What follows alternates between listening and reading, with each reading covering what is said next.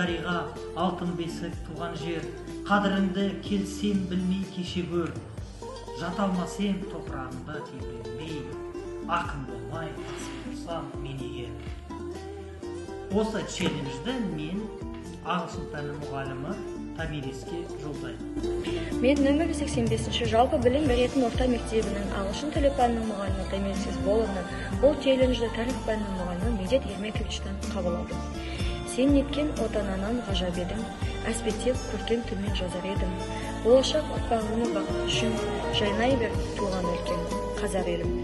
Ендігіде бұл челленджді география пәнінің мұғалімі Қуандық Ергелиевичке жолдаймын.